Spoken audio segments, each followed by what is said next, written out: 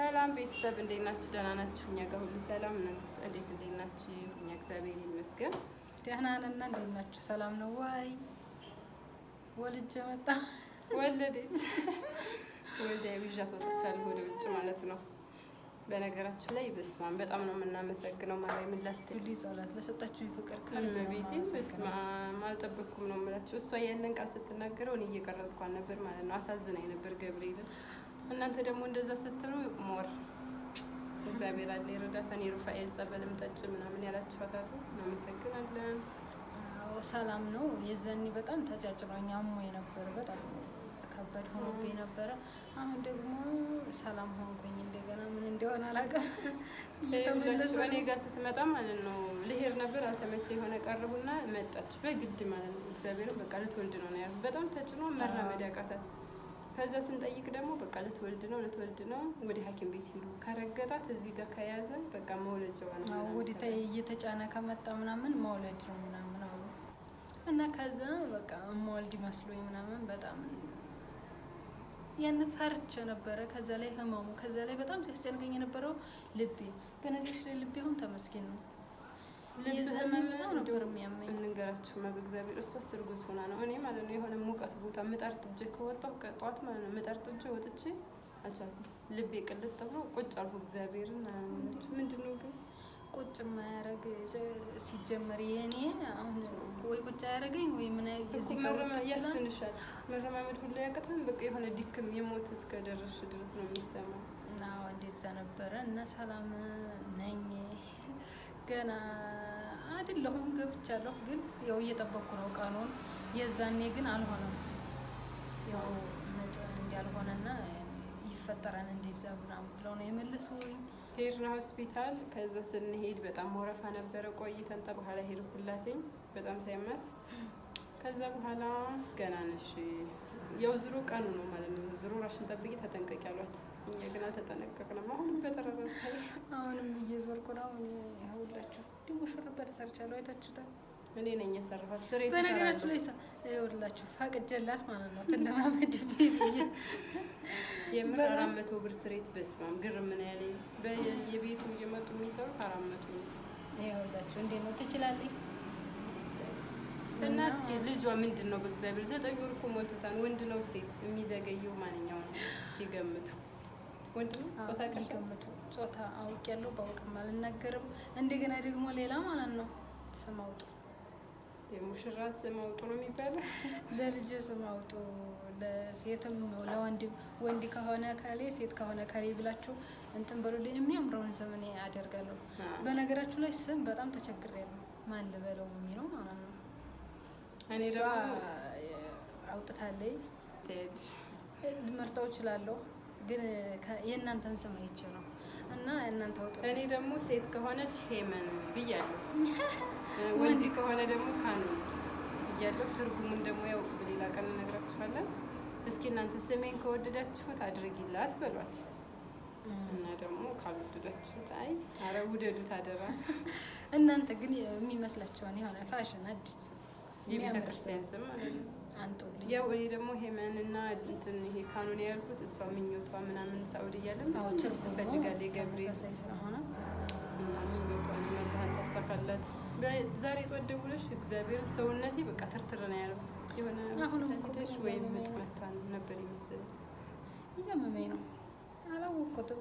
ወይ መጥተው በተገላገልኩ ወይ ቀኔ ወለድ እችላለሁ። ስደውል አልወለድኩም። ወለደች ይሉኛል መንገድ ላይ አይ ገና ናት እና ፈጦ ቁጭ ብለዋል እላቸዋለሁኝ። እና አስተያየት ኮመንት ለሰጡሽ ማርያምን እኔ በስማም የኔ ማሮች አመሰግናለሁ። ታውቋት ነው እላለሁ ደግሞ እንደዛ ሲኮመንቱ ገብርኤል እነሱ እኮ ቸር ናቸው ማለት አሁን ከአሁን በፊት ራሱ እኮ ባሉ ሰዎች ላይ አይተናቸዋል። ደግነታቸውን ጸሎታችሁም ምናምን እናውቀዋለን እና ረድቶኛል። ደህና ነኝ አሁን ልቤ ምናምን ሰላም ነው እግዚአብሔር ይመስገን። እንግዲህ መጨረሻው እጅ መጤቱ ነው። ተስፋ ጸልዩልኝ። የሩፋኤል ጸበል የተባለው ግን ማለት ነው ቤተ ክርስቲያን አጀሮ ወይስ እንዴት እንደማረገው ደግመሽ መሰለኝ ነው የቤት ውስጥ ተደግሞ ነው የሚጠጣው። መጽሐፍ ይሄ ድርሳነ ሩፋኤል የሚለው አለ አይደል? ያንን ደግመሽ ውሃውን መጠጣት እኔ ራሴ ደግሜ ነው እንደዛ ከሆነ ሞክራለሁ ሳይሆን አረገዋለሁኝ። ዛሬ ራሱ እኛ ቤት የሆነ አባሉና ቄሶች እየደገሙ ከዛ የሩፋኤል ደግማችሁን ብያቸው ልወስድ አመጣለን ነበር። አይ አይደለም አሉ እና ጥሩ ነው ያና ሁሉም ተጨንቋል። እናቷ ራሱ እየተቆጣች ነው። ለምንድን ነው ጥለሻት የምታድር? በነገራችን ላይ በጣም ከመጨነቃቸው የተነሳ ማለት ነው በቃ በየሰዓቱ ነው የሚደውሉትኝ። አሁን ምን ላይ ነሽ? የሆነ ደግሞ በተለይ ጧት እንዲህ ብላ አድራለች። በቃ ስልክ ይደወላል። እኔ ራሱ በቃ ጠበቃ ጧት ማታ አሁን ወለዴ ትደውላለች። ያ ወፍ የለም አትደውልም። አንዳንዴ ስልካችን ደግሞ ተበላሽቷል። ሁለታችን ነው በነገራችን ላይ ሲመጣ እንዴ ነው የሰማ ይሰራም የኔም መደዋወያው ነው። የኔ እንኳን ዛሬ ሊሰራ ነው እንደ እግዚአብሔር ፍቃድ ካልተበላሽ። ሁለተኛ ደግሞ ስልክ አላመጣንም ነበር። ትርፍ ስልክ ከወደዛ ስንመጣ ይቺ አንዳንድ ስልክ ነበረ የተበላሸ ቁጭ ብለናል። እንግዲህ በነገራችን ላይ ስልክ አምጡ ልላችሁ ነበር። ስልክ ትርፍ ስልክ ራሱ አዳዲስ አምጥተው ስንት ተሰርቆባቸዋል። ብዙ ሰው የተሰረቀበት አለ ማለት ነው። ግን ያው በጥንቃቄ የሚያዝ ከሆነ የምንኖሩት እዚህ ሀገር በጥንቃቄ የሚያዝ ከሆነ አሁን እንደኛ ከሆናችሁ አይጠፋም። በነገራችን ላይ ሳኡዲ ስልኬ ብዙ ጊዜ ይወድቃል። እግዚአብሔርን ተበላሽቶ አያውቅም። አሁን ግን አንዴ ከእሷ ቤት አድሬ ወደቃ። ከዛ በኋላ እንደዚህ ብሎ ቀረላችኋል ልጆቼ። አሁን እሷ ጋር ስንደዋወል እንዴት ነው? እኔ እደውላለሁ፣ አወራለሁ፣ እሷ ታዳምጣለች። እሰማሻለሁ እየተባባልን ነው። በእሷ ስልክ ስደውል ደግሞ በመከራ ታነሳዋለች። ዝም ካልኩ እኔ ነኝ በቃ በዛ ነው የምንግባባው። በነገራችን ላይ ባልሽ ራሱ ደውሎ አነሳሁትና አወራ። አሳዘነኝ። በቃ አውቆታል ማለት ነው እያልኩ ማረኝ አወራና ዝግት ያደርጋል እሱ የደንቆሮ መደናቆር እኮ ነው እያለ ነበረ። ሴቶቼ ጸልዩላት። አሁንም መብርሃን ከሁለት እንዲታደርጋት የሁላችንም ጭንቀት ነው የሚባሉት። ያኔ ከሁለት ማለት አንቺና ልጅሽ ሁለት ሆናችሁ ያርግልኝ ፈጣሪ እግዚአብሔር አምላክ። ማርያምን ጸልዩልኝ። ወይኔ በጣም ነው እየፈራህ ያለሁት እግዚአብሔር። የመጀመሪያው ስለሆነ እኮ ነው ታውቃላችሁ። የመጀመሪያ ስለሆነ በጣም ፈራች የሆነ አሁን እንዲህ ልብስ ራሱ አልገዛሁም። ምንም የተዘጋጀሁት ነገር የለም ገና ከምግቡ ውጭ ከሽሮና ከቤቱ ግን እየተጠናከረ ነው።